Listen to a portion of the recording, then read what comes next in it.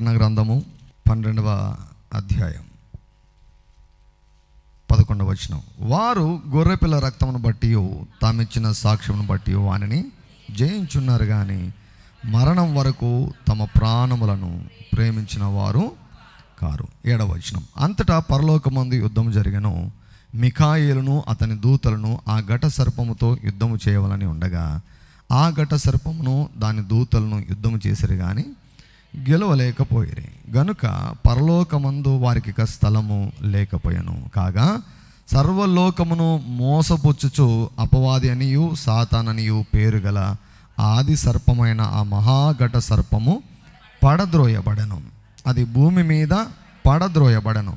దాని దూతలు దానితో కూడా పడద్రోయబడిరి. మరియు ఒక గొప్ప స్వరము పరలోకమందు ఇలాగు చెప్పుట వింటిని, రాత్రింబగళ్ళు మన దేవుని ఎదుట మన సహోదరుల మీద నేరం మోపువాడైన అపవాది పడద్రోయబడి ఉన్నాడు గనుక ఇప్పుడు రక్షణయు శక్తియు రాజ్యమును మన దేవుని వాయను. ఇప్పుడు అధికారము ఆయన క్రీస్తుది ఆయను. సాతానుకు దేవుని యొక్క సన్నిధిలో మన గురించి వాడికి ఉన్నటువంటి ఒక ఆధారం ఏమిటంటే మన పాపములు అన్నమాట.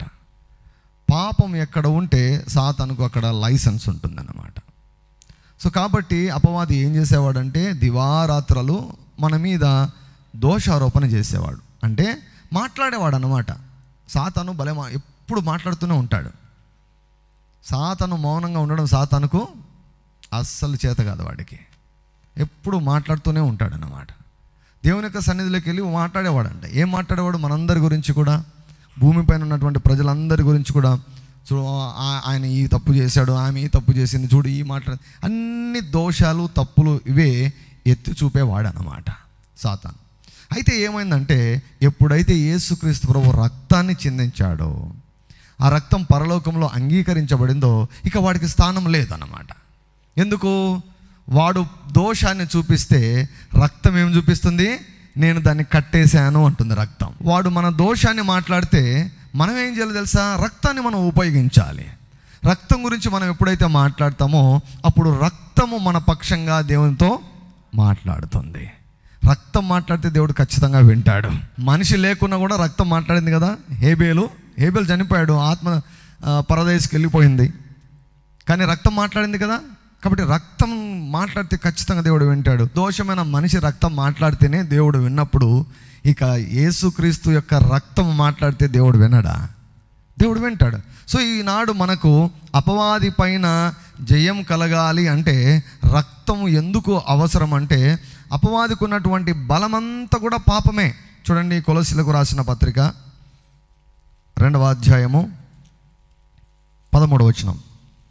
మరియు అపరాధముల వలనను శరీరమందు సున్నతి పొందక ఉండుట వలనను మీరు మృతులై ఉండగా దేవుడు వ్రాతరూపకమైన ఆజ్ఞల వలన మన మీద రుణముగాను మనకు విరోధంగాను ఉండిన పత్రమును మేకులతో సిలువకు కొట్టి దాని మీద చేవ్రాతను తుడిసివేసి మనకు అడ్డము లేకుండా దానిని ఎత్తివేసి, అడ్డమును ఎలా ఎత్తివేశాడు, చేవ్రాతను ఎలా తుడిచివేశాడు, రుణాన్ని ఎలా కొట్టివేశాడు, పత్రమును మేకులతో సిలువకు ఎలా కొట్టేశాడు అంటే మన అపరాధములను అన్నిటినీ క్షమించి, అందరు చెప్పండి, అన్నిటినీ, పాపాలన్నిటినీ.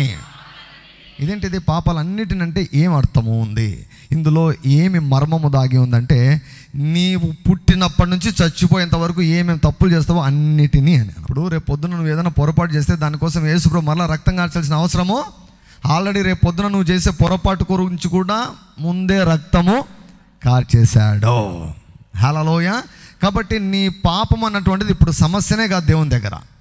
ఇప్పుడు రక్తాన్ని ఆశ్రయిస్తే మన పాపం అన్నటువంటిది సమస్యనే కాదు. మన అపరాధములన్నిటినీ క్షమించి ఆయనతో కూడా మిమ్మును జీవింప చేశాను. కాబట్టి అపవాది దివారాత్రములు మాట్లాడేవాడు, మనపైన దోషారోపణ చేసేవాడు. ఇప్పుడు దోషం లేదు, దోషాన్ని తొలగించిందంతా రక్తమే. రక్త ప్రోక్షణ లేకుండా పాప క్షమాపణ లేదు అన్నటువంటిది, జరగదు అన్నటువంటిది, కలుగదు అన్నటువంటిది సామాన్యంగా ఇంగిత జ్ఞానంతో చెప్పొచ్చని పౌలు గారు రాస్తారు. ప్రకటన గ్రంథం 12వ అధ్యాయము 12వ వచనం. అందుచేత పరలోక నివాసులారా ఉత్సహించుడి. హల్లెలూయా. ఎందుకు ఉత్సహించాలి మనము? సాతాను పడద్రోయబడ్డాడు. సాతానుకు మన పైన అధికారము లేదు. కాబట్టి ఏం చేయాలి? ఉత్సహించడం మొదలు పెట్టాలి. చాలాసార్లు మన ఉత్సాహాన్ని, మన సంతోషాన్ని, ఆనందాన్ని మన చుట్టూ ఉన్నటువంటి పరిస్థితుల పైన మనం ఆధారపడుతూ ఉంటాం. పరిస్థితులు బాగుంటే మనం ఉత్సహిస్తాం, లేకపోతే మనం ఏడుస్తూ ఉంటాం. అలా కాదు. దేవుని యొక్క వాక్యంలో వ్రాయబడిన సత్యములను బట్టి మనం ఆనందించడం మనం నేర్చుకోవాలి. దేవుని యొక్క వాక్యంలో ఏమైనా వ్రాయబడింది? నేను యెహోవాను బట్టి మహానందముతో. యెషయా గ్రంథం 61వ అధ్యాయంలో ఏముందంటే, అదంతా జూబ్లీ చాప్టర్, అది హితవత్సరం అధ్యాయం అన్నమాట. నేను యెహోవాను బట్టి, 37వ కీర్తన 5వ వచనంలో ఏముంటుంది? యెహోవాను బట్టి సంతోషించము. అప్పుడు ఆయన నీ హృదయవాంఛలు తీరేదానికి, దేవుని బట్టి సంతోషించేదానికి చాలా దగ్గర సంబంధం ఉంది. ఏడ్చుము, అప్పుడు నీ హృదయవాంఛలు తీర్చును అని లేదు బైబిల్లో. యెహోవాను బట్టి ఏడ్చుము అని లేదు. బాగా ఏడవండి, విజ్ఞాపన చేయండి, అప్పుడు మీ హృదయవాంఛలు. విజ్ఞాపన వేరే, విజ్ఞాపన అర్థం వేరు. అసలు విజ్ఞాపన అంటే అర్థం ఏమిటంటే, ఇంకొకరి మీదకి దేవుని ఉగ్రత రాకుండా అడ్డం పడ్డమే విజ్ఞాపన అంటే. ప్రతిదానికి విజ్ఞాపన అని పేరు పెడుతుంటారు మన వాళ్ళు చాలామంది కూడా. విజ్ఞాపన ఇంటర్సెషన్ అంటే మధ్యలోకి దూరడం అనమాట. దేవుడు ఒక వ్యక్తిని తీర్పు తీర్చబోతుంటే వద్దు ప్రభు అని దూరడం, దాన్ని ఇంటర్సెషన్ అంటాం. ఓ వ్యక్తి నరకానికి వెళ్తుంటే అడ్డం పడ్డం అనమాట. ఇంటర్సెషన్ అంటే అడ్డం పడ్డం. హృదయ వాంఛలు తీర్చబడేదానికి, సంతోషించేదానికి చాలా దగ్గర సంబంధం ఉంది. 37వ కీర్తన 4వ వచనం, నాకు 5వ వచనం చాలా ఫేమస్ అనమాట. నేను ఎప్పుడు వాడుతుంటా. నీ మార్గమును యెహోవాకు అప్పగింపము, నీవు ఆయనను నమ్ముకొనుము, ఆయన నీ కార్యమును నెరవేర్చును. హల్లెలూయా. 4వ వచనం చూడండి. యెహోవాను బట్టి, అందరు చెప్పండి, యెహోవాను బట్టి, దేవుని బట్టి, ఆయన వాక్యాన్ని బట్టి ఏం చేయాలంట? మనము సంతోషించాలంట. రండి జూబ్లీ చాప్టర్కి రండి. యెషయా గ్రంథం 61వ అధ్యాయము 10వ వచనము ఆఖరి లైన్. కాగా యెహోవాను బట్టి, ఇది ఆనందం కాదు, గ్రేట్ జాయ్. అసలు నాకు తెలీదు మహానందం అన్న పదం ఉందని నాకు తెలీదు. దేవుడు నాకు చెప్పాడు, this is the year of great Joy అన్నాడు. ఇయర్ ఆఫ్ గ్రేట్ జాయ్ అన్నాడు. గ్రేట్ జాయ్కి తెలుగులో ఇంకా రాక సంతోష సంవత్సరం అని పెట్టేశాను. తర్వాత ఈ యొక్క చాప్టర్ అంతా చదువుతుంటే కనబడింది ఇక్కడ గ్రేట్ జాయ్ అంటే ఏంటి? గ్రేట్ జాయ్ అంటే ఏంటి? మహానందము. చూసారా ఆత్మదేవుడు వాక్యము ఎలా ఏకీభవిస్తారో? ముగ్గురు ఏకీభవిస్తారు. ఆత్మ, నీళ్లు, రక్తము, ముగ్గురు ఏకీభవిస్తారంట. కాబట్టి యెహోవాను బట్టి మామూలు ఆనందం కాదు. కీర్తనలో ఏంటండి? కీర్తనలో ఏముంది? యెహోవాను బట్టి సంతోషించమనింది. కానీ ఇక్కడ జూబిలీ చాప్టర్లో మాత్రం మహానందంతో, అంటే కేకలు వేసుకుంటూ నవ్వుతుండాలి మనం. పిచ్చోళ్ళు అనుకుంటారు జనాలు, అనుకొని వాళ్ళు తర్వాత పిచ్చోళ్ళు అవుతారు. మన అద్భుతం జరిగిన తర్వాత, మన అద్భుతాన్ని మనం పొందుకున్న తర్వాత మనల్ని పిచ్చోళ్ళు అన్నటువంటి వాళ్ళు పిచ్చోళ్ళు అవుతారు అన్నమాట. బాగా నవ్వండి ప్రియులరా, నవ్వేదాన్ని ట్రైన్ చేసుకోండి బాగా. నువ్వు యెహోవాను బట్టి సంతోషిస్తే, యెహోవాను బట్టి, వాక్యాన్ని బట్టి, ప్రభువా ఈ వాక్యం చెప్పావు, నీకు స్తోత్రం నాయనా, హల్లెలూయా, అలా మనం ట్యూన్ అయిపోవాలండి. ఒక వాక్యం చదువుతూనే ఎగిరి గంతులేయాలి. పౌలు గారు రాస్తూ ఒక మాట అంటారు, మీరు ఇంతగా చేస్తారని నేను అనుకోలేదు అంటారు అనమాట. దేవుడు ఏదైనా ఒక మాట చెప్పాడు అనుకోండి, స్తుతించండి అంటే ఏం చేయాలంటే ఇక అసలు ఎగిరి గంతులేయాలన్నమాట. అబ్బబ్బబ్బబ్బా అని దేవుడు మనల్ని చూసి ఎంత బాగా స్తుతిస్తున్నాడు అనుకోవాలన్నమాట. స్తుతించండి అంటే ఇంకో 10 నిమిషాల తర్వాత స్తుతి చేయడం కాదు.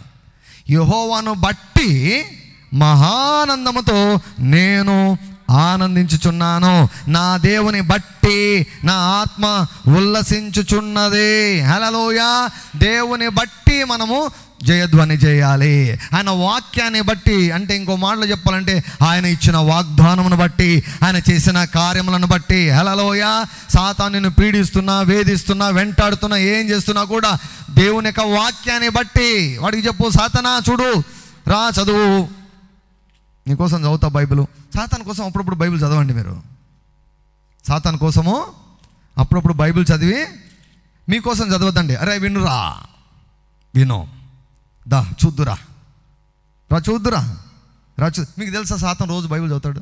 రోజు బైబిల్ చదువుతాడు వాడు. సాతాను ప్రతిరోజు బైబిల్ చదువును. విశ్వాసులను చదవరు కానీ సాతాను బైబిల్ చదువును. చదువుకుంటే 91 కీర్తన ఎట్లా వస్తుందండి వాడికి? అర్థమైందా? 91 కీర్తనలో అక్షరం కూడా పొల్లు పోకుండా చెప్పాడు. ఇంకొకటి, రోజు ఎందుకు చదువుతాడని నాకు తెలుసు అంటే, రోజు ఇప్పుడు వాక్యమే కదా వాడిని తొక్కేది. కాబట్టి వాక్యాన్ని ఎలా వక్రీకరించాలి, ఈ వాక్యాన్ని ఎలా వక్రీకరించాలి. ఈ పాస్టర్కు ఈ వాక్యాన్ని ఎలా బోధించాలి, వాడొచ్చి ఈ వాక్యం అర్థం ఇది కాదు అంటాడు. సో ప్రతి వాక్యాన్ని వక్రీకరించాలంటే బైబిల్ తెలియాలి కదా. కాబట్టి వానికి బైబిల్ అంతా తెలుసు.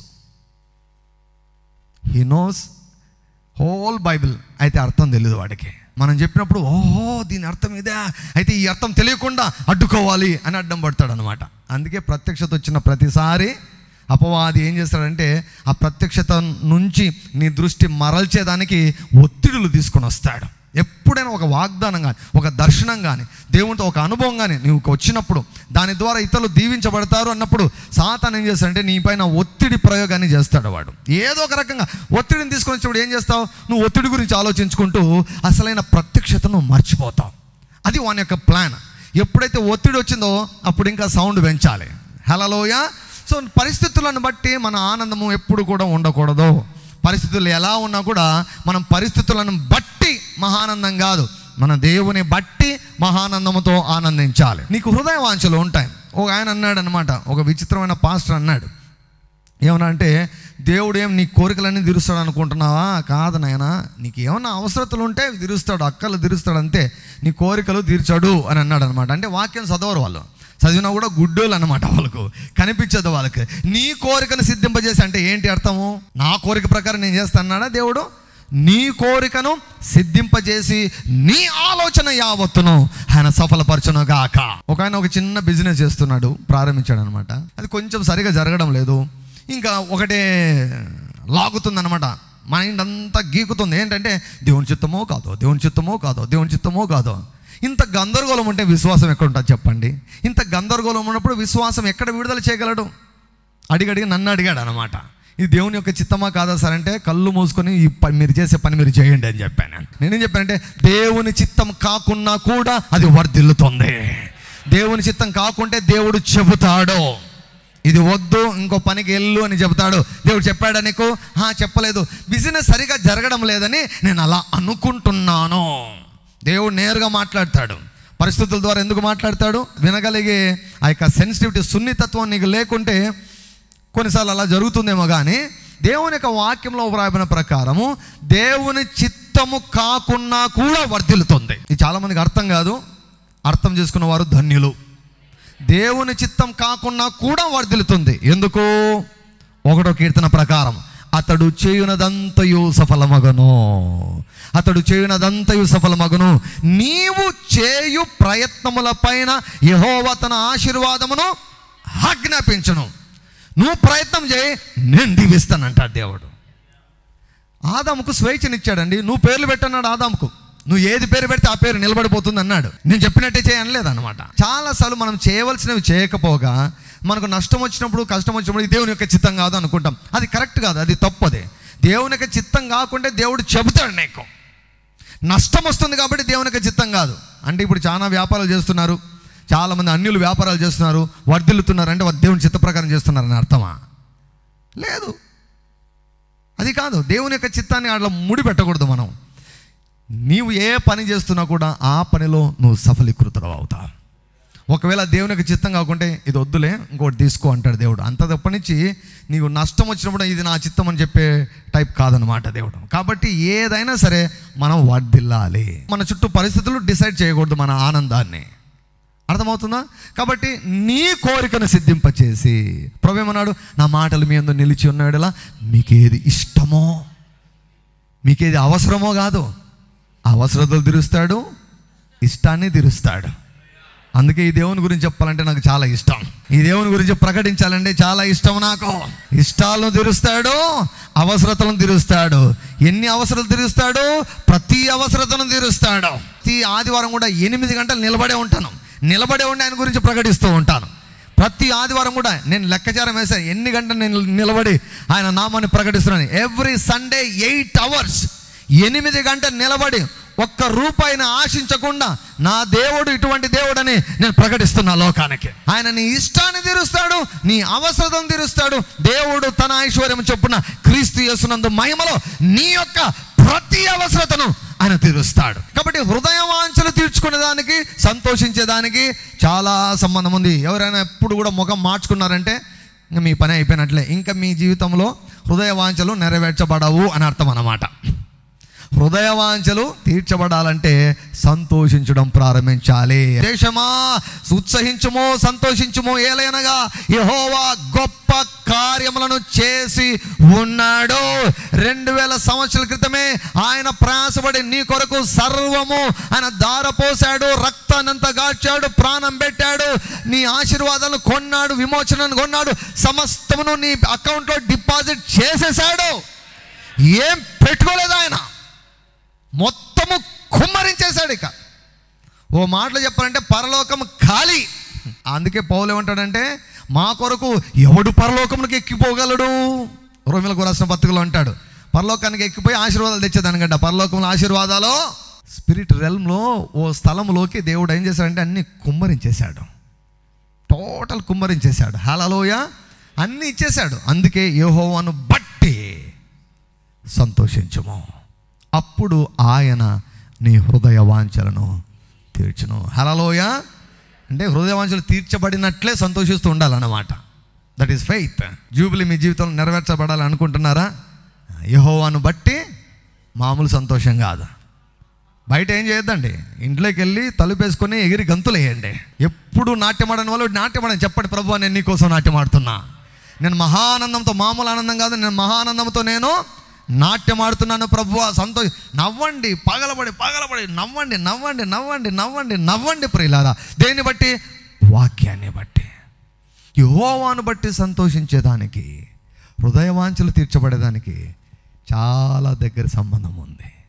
ఏడ్చేదానికి హృదయ వాంఛలు తీర్చబడేదానికి సంబంధము లేదు. కొన్నిసార్లు కొంతమంది అంటారు, నేను ఏడ్చినా నాకు జవాబు వచ్చిందంటే ఇంక విసుకొని దేవుడు పా అని పంపించింటాడు అనమాట. ఎప్పుడో ఒకటి అటు జరిగింటుంది అంతే, ఎప్పుడో ఒకటి. దాన్ని పట్టుకొని ఊగులాడుతుంటారు అందరూ కూడా, దాన్ని సిద్ధాంతం చేసేస్తుంటారు అనమాట. అసలు 37వ కీర్తనలు చూస్తే అంత ఏంటి తెలుసా, అసలు ఆయన పరిస్థితి చాలా ఘోరంగా ఉంటుంది, బహుఘోరమైన దీనమైన స్థితి అనమాట. చూడండి 37వ కీర్తన, భయంకరమైన స్థితి. ఆ స్థితిలో ఏమంటున్నాడు దేవుడు? ఆనందించమంటున్నాడు. 37వ కీర్తన 1వ వచనం, చెడ్డవారిని చూచి, దావీదుకి ఎవరు కనబడుతున్నారంటే అందరూ ఇక్కడ చూసినా చెడ్డవాళ్ళే, ఇంట్లో భార్యనే చెడ్డది అనమాట, ఓర్వలేకుందన్నమాట. దావీదు పరిస్థితి చాలా బ్యాడ్, చాలా ఘోరం దావీదు పరిస్థితి. ఇంట్లో సౌలు కూతుర్ని చేసుకున్నాడు, ఆమె అసహించుకుంటుందంట, మనసులో నీచం చేశానంటే. మనవాడేమో అసలు దేవుడు అంటే పిచ్చి, దావీదుకు దేవుడు అంటే పిచ్చి, అసలు కేర్ చేయడు. నేను రాజున, తన స్థానాన్ని మర్చిపోతాడండి. నీ స్థానాన్ని గుర్తుపెట్టుకోకూడదు. దేవుని యొక్క సన్నిధికి వచ్చినప్పుడు నీ స్థానాన్ని బయట వదిలేసి రావాలి ఇక్కడికి. దేవుని యొక్క సన్నిధికి వచ్చినప్పుడు మన స్థానం, మన స్థాయి, మన డిగ్రీ, మన హోదా అన్నీ పక్కన పడేసి దేవుని సన్నిధికి చిన్నపిల్లలాగా మనం రావాలి. దావీదు అదే రీతిగా చేశాడు. నాట్యమాడితే పైనుంచి నీచంగా చూసిందంతే, నీచంగా చూసి మనసులో హీనపరిచిందంట దావీదును. ఏంటి రాజులాగుండి ఏంది ఇట్లా చేస్తున్నాడు అని హృదయములో, మనసులో తక్కువ చేసిందంట. దావీదు సంతోషంగా ఆరాధించి ఇంటికి వస్తే ఏం జరిగింది? ఆమె చుట్టూ చెడ్డవాళ్ళే, మామ చెడ్డోడే, భార్య చెడ్డదే, ఏమండి చుట్టూ చెడ్డవాళ్ళే, దావీదు చుట్టూ చెడ్డవాళ్ళే. రాస్తున్నాడు కీర్తన, ఏమని రాస్తున్నాడు? చెడ్డవారిని చూచి నీవు వ్యసన పడకము. బయట ఏమైనా ఉంటే కొంచెం పర్లేదు, కానీ ఇంట్లో పట్టుకుంటేనే చాలా సమస్య. కానీ సాతాను దూరేదంతా ఇంట్లో వాళ్ళలోకే దూరుతుంటాడు కొన్నిసార్లు. అలాంటి వాళ్ళ కొరకు అద్భుతమైనటువంటి కీర్తన దేవుడు రాసి ఉంచాడు. హల్లెలూయా. చెడ్డవారిని చూచి, ఎవరి వైపు చూడాలి? మనం యేసు వైపు చూడాలి, చెడ్డవారి వైపు చూడకూడదు. గుడ్డివారు కావాలన్నమాట కొన్నిసార్లు, కొంతకాలం. నాకు కళ్ళు కనపడవు, నేను చెవిటివాడిని, నా సేవకుడు తప్ప ఎవడు గుడ్డివాడు అంటాడు దేవుడు. కొన్ని చూసి కూడా చూడనట్టు ఉండాలి. నా సేవకుడు తప్ప ఎవడు చెవిటివాడు, వినబడి కూడా నన్ను కాదులే అనుకొని పోతుండాలి. చెడ్డవారిని చూచి నీవు వ్యసన పడకము, దుష్కార్యములు చేయవారిని చూచి మత్సర పడకము. ఎందుకు? వారు గడ్డి వలనే త్వరగా ఎండిపోదురు. బైబిల్లో వ్రాయబడింది. దావీదు ఏమనలేదు, దేవుడు యాక్షన్ తీసుకున్నాడు. జీవితకాలం అంతా గొడ్రాలుగా మిగిలిపోయింది దావీదు భార్య. జీవితకాలం అంతా ఎందుకు? భర్తను హీనపరిచినందుకు, భర్తను అవమానపరిచినందుకు, భర్తను కించపరిచినందుకు. దావీదు రాస్తున్నాడు ఇక్కడ, వారు గడ్డి వలనే త్వరగా ఎండిపోదురు, పచ్చని కూర వలనే వాడిపోదురు. ఎండిపోతారు, వాడిపోతారు. అయితే నీవు మాత్రం ఏం చేయాలి? చెడ్డవారిని చూడొద్దు, యేసు వైపు చూడు. హల్లెలూయా. ఆయన తన ఎదుట ఉంచబడిన ఆనందము కొరకై అవమానమును నిర్లక్ష్యపెట్టి సిలువను సహించి పాపాత్మలు తనకు వ్యతిరేకంగా చేసిన తిరస్కారం అంతటిని ఓడ్చుకొనిన ఆయనను గురించి తలంచుకొనుడే. ఆయన గురించి ఆలోచించు, చెడ్డవారి గురించి ఆలోచించద్దు. వాళ్ళకు నీ మనసులో స్థానం ఇవ్వవద్దు. They don't have any quality, they don't have any right, they are not worth taking a place in your mind. నీ మనసులో వారి గురించినటువంటి ఆలోచన వచ్చేదాన్ని కూడా వారికి అర్హత లేదు. ఇవ్వద్దు. నీ మనసు చాలా ప్రశస్తమైంది, నీ మనసులోనికి అటువంటి వారిని గురించిన ఊహ కూడా రానివ్వద్దు, ఆలోచన కూడా రానివ్వద్దు. చెడ్డవారిని చూడొద్దు. చూస్తే వాళ్ళు లోపలికి వస్తారు. వాళ్ళు ఒక మాట వింటారు, కానీ నీవు లోపలికి మనసులోనికి రానిస్తే రోజంతా వేధిస్తుంది ఆ యొక్క మాట నిన్ను. అందుకే రానివద్దు.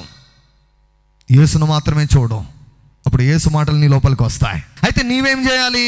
యెహోవా యందు నమ్మిక ఉంచి మేలు చేయము. నువ్వు ట్రస్ట్ చేయి దేవుని.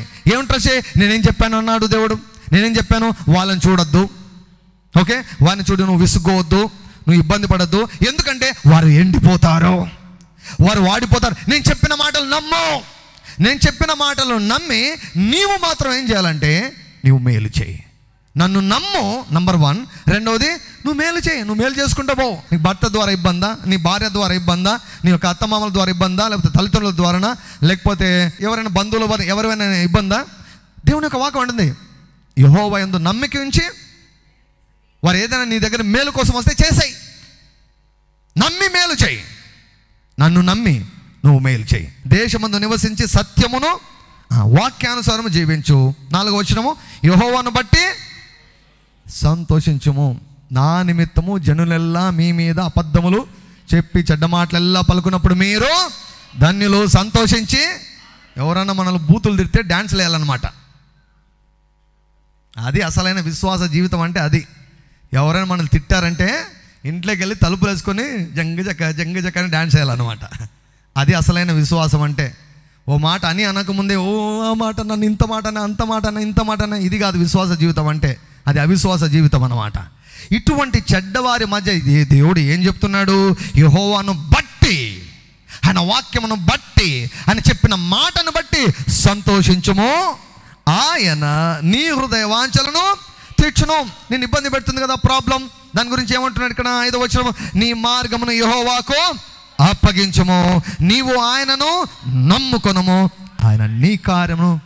ఇక్కడ ఏంటి దావీదు కార్యం? ప్రభువా, ఈ చెడ్డవారి నుంచి నన్ను విడిపించు, ఈ చెడ్డవారు నాకు కనపడకూడదు. నేడు నీవు చూచిన ఐగుప్తీయులను మరి ఎన్నడూ కూడా చూడవు అన్నాడు.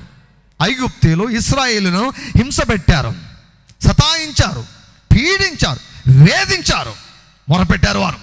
మొరపెట్టినవాడు ఏం చేశాడు? దేవుడు అద్భుతాలు చేసి విడిపించాడు. ఏమన్నాడు? మీరు నేడు చూచిన ఐగుప్తులు మరి ఎన్నడూ. నీ మార్గం యెహోవాకు అప్పగించము. అప్పగించిన తర్వాత ఏం చేయాలి? నమ్మాలి. నమ్మి సంతోషించడం మొదలు పెట్టాలి. ఎందుకు? నా దేవుడు నాకేం చెప్పాడో దాన్ని నెరవేరుస్తాడు. నా దేవుడు నాకేం సెలవిచ్చాడో ఆయన దాన్ని నెరవేరుస్తాడు. నేనేమందును, ఆయన నాకు మాట ఇచ్చాను, ఆయనే మాట నెరవేర్చను. ఆయన ప్రమాణం చేసి ఉన్నాడు, యెహోవా ప్రమాణం చేసి ఉన్నాడు, ఆయన ఎన్నడూ మాట తప్పనటువంటి వాడు. నిందలేశారా నీ పైన? 6వ వచనం చూడండి, ఆయన వెలుగును వలె నీ నీతిని, మధ్యాహ్నం వలె నిర్దోషత్వమును వెల్లడి చేస్తాడు. 7వ వచనం, యెహోవా ఎదుట మౌనముగా నుండి ఆయన కొరకు కనిపెట్టుకొనుము, తన మార్గమున వర్ధిల్లు అని చూచి వ్యసన పడకము. చెడ్డవారు అన్నమాట. తమ మార్గం వర్ధిల్లు అంటే అంత వారికి నచ్చినట్లు చేస్తూ ఉంటారు. నేను చెప్పాను కదా, దేవుడు నీ ఆలోచనలను ఆపడు, దేవుడు నీ మాటలను ఆపడు. నీకు స్వేచ్ఛనిచ్చాడు, నువ్వు ఆలోచించు. నీ ఆలోచన దేవుడు వచ్చి ఆపడు, బలవంతంగా వచ్చి ఆపేసేయడు. అదే రీతిగా నువ్వు మాట్లాడుతుంటే బలవంతంగా ఆపడు దేవుడు, నీకు స్వేచ్ఛనిచ్చాడు. కాబట్టి ఏం చేస్తారు, కొంతమంది వారు నచ్చినట్లు ఆలోచిస్తుంటారు, నచ్చినట్టు మాట్లాడుతుంటారు. అయితే అలా చేస్తున్నారనుకోండి, తన మార్గంలో వర్ధిల్లు అని చూచి వ్యసన పడవద్దు, వాని చూడొద్దు. దురాలోచనలు నెరవేర్చుకుని వాని చూచి వ్యసన పడవద్దు, డిస్టర్బ్ కావద్దు. వ్యసనం వసనం అంటే అర్థం ఏంటంటే డిస్టర్బ్ కావద్దు, నువ్వు హర్ట్ కావద్దు, డిస్టర్బ్ ఫీల్ కావద్దు. 8వ వచనం, కోపం మానము, ఆగ్రహము, కోప్పడద్దు. నువ్వు ఆగ్రహాన్ని వదిలేసాయి, కోపాన్ని వదిలేసాయి, వ్యసన పడకము. అది ఒకవేళ నువ్వు డిస్టర్బ్ అయితే నువ్వు నష్టపోతావు, నువ్వు హర్ట్ మాటిమాటికి అవుతుంటే నీవు నష్టపోతావు. అయితే 9వ వచనం, కీడు చేయువారు నిర్మూలమవుదురు, యెహోవా కొరకు కనిపెట్టుకున్నవారు దేశమును స్వతంత్రించుకొందురు. ఇక కొంతకాలమునకు భక్తిహీనులు. హల్లెలూయా. వాక్యం ఇదేంటిది, భూమి ఆకాశాలు గతిస్తాయి కానీ వాక్యం మాత్రము ఇక కొంతకాలం. ఎందుకు నవ్వాలి ఏమ్మా, ఎందుకు నవ్వాలి? ఎవరైనా నేను సతాయిస్తుంటే ఎందుకు నవ్వాలి? తలుపులు వేసుకొని ఎందుకు డాన్స్లు వేయాలి? ఎవరైనా తిడితే, చెడ్డమాటలు తిట్టే, నిందలేసి, నీకు నష్టం చేసి, అవమానం చేసి, మోసం చేస్తే ఎందుకు డాన్స్ వేయాలి? ఎందుకు ఏడవకూడదు? అంటే ఇక కొంతకాలమునకు భక్తిహీనులు లేకపోదురు, వారి స్థలమును జాగ్రత్తగా పరిశీలించినను వారు కనబడకపోదురు. దీనులు భూమిని స్వతంత్రించుకొందురు, బహుక్షేమము కలిగి సుఖించెదరు. ఇప్పుడు సమస్య ఉంది, ఇప్పుడు ప్రాబ్లం ఉంది, అయితే బహు సుఖము నా కొరకు వెయిట్ చేస్తూ ఉంది. భవిష్యత్తులో నా భవిష్యత్తు బంగారు భవిష్యత్తుగా ఉండబోతుంది, కాబట్టి నేను డాన్సులు వేస్తాను. ఇప్పుడు పరిస్థితిని నేను చూడను. 12వ వచనం, భక్తిహీనులు నీతిమంతుల మీద దురాలోచన చేయుదురు, వారిని చూచి పండ్లు. ఎవరన్నా ఎప్పుడన్నా మిమ్మల్ని చూసి పండ్లు కొరికారా? పండ్లు కొరికారా? ఎప్పుడన్నా కొరికింటారు. మీ కనీసం మీ ఎదురు కాకుండా కూడా మీరు లేనప్పుడైనా కొరికింటారు అన్నమాట. అయితే 13వ వచనం చూడండి, వారి కాలము వచ్చుచుండుట ప్రభువు చూచుచున్నాడు. వారిని చూచి ఆయన ఏం చేస్తున్నాడు? నువ్వు ఏడుస్తుంటే ఆయన, అయ్యో పాపం నా బిడ్డ, ఎన్ని మాటలు అన్నారు, ఎంత వయసులో ఎంత లేసి మాటలు అన్నారు, నా కుమారుడిని, నా కుమార్తెను, అయ్యో పాపం అని వచ్చి ఆయన జాలి చూపే దేవుడు కాదు, కానీ నీ దగ్గరికి వచ్చి చూసి గట్టిగా నవ్వుతాడు అన్నమాట. ఎందుకు? వారి కాలం వచ్చుచుండట ప్రభు చూచి నవ్వుచున్నాడు. ఆయన నవ్వుచున్నాడు కాబట్టి మనం కూడా ఎప్పుడూ నవ్వుతూనే ఉండాలి. ఫిలిప్పీయులకు రాసిన పత్రిక 4వ అధ్యాయము 4వ వచనం, ఎల్లప్పుడూను, అందరు చెప్పండి, ఎల్లప్పుడూను, ఆల్వేస్. హల్లెలూయా. ఎండాకాలంలో, వర్షాకాలంలో, శీతాకాలంలో. హల్లెలూయా. లాభం వచ్చినప్పుడు, నష్టం వచ్చినప్పుడు, నీకు సహకరించినప్పుడు, సహకారం లేనప్పుడు, నిన్ను పొగిడినప్పుడు, నిన్ను తిట్టినప్పుడు, నిన్ను హెచ్చించినప్పుడు, నిన్ను కించపరిచినప్పుడు, నీ ఆరోగ్యం బాగున్నప్పుడు, ఒకవేళ ఆరోగ్యం ఇబ్బంది అయినప్పుడు, ఎల్లప్పుడూ, అందరు చెప్పండి, ఎల్లప్పుడూ ప్రభువు నందు ఆనందించండి, ప్రభువును బట్టి ఆనందించండి, వాక్యాన్ని బట్టి ఆనందించండి, విశ్వాసమును బట్టి ఆనందించండి, విశ్వాసము నేత్రాలతో భవిష్యత్తును చూడండి. ఇప్పుడున్న పరిస్థితులు ఇలాగే ఉండవు, ఇవి మార్చబడతాయి. నువ్వు సుఖపడతావు, నువ్వు క్షేమాన్ని అనుభవిస్తావు, నువ్వు హెచ్చించబడతావు, నువ్వు దీవించబడతావు. యెహోవా యందు దీనులకు కలుగు సంతోషము, ఆనందము అత్యధికమవుతుంది. ఈయన హృదయవాంఛ ఏంటి ఇక్కడ? ప్రభువా, వీళ్ళ నుంచి నాకు విడుదల కావాలి. ఇర్మియా గ్రంథం 15వ అధ్యాయం 21వ వచనంలో వ్రాయబడి ఉంటుంది, దుష్టుని చేతి నుంచి నేను నిన్ను విడిపించదను, బలాత్కారం చేయవారి చేతిలో నుండి నేను నిన్ను విమోచించదను. మనుషుల వలన నువ్వు ఇబ్బంది పడుతున్నావు, నవ్వడం మొదలు పెట్టాలి. ఎప్పుడైతే నవ్వగలుగుతారో, మహానందముతో వాక్యాన్ని బట్టి నవ్వగలుగుతారో, నువ్వు బాగా ఎదిగినట్లు అర్థం. ఈ ప్రోగ్రామ్ మీకు దీవెనకరంగా ఉన్నదని నమ్ముచున్నాము. మా address RDJ Ministries, Calvary Faith Church, Krishnapuram, 0 road, Tadipatri, Anantapur district, Andhra Pradesh. మా ఫోన్ నంబర్ 9440040031, మరి యొక్క number 9440040041. Thank you very much for watching our programme.